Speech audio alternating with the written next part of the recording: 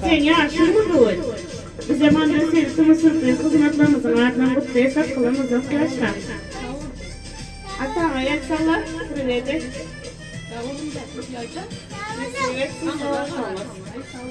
Yarım çay içelim.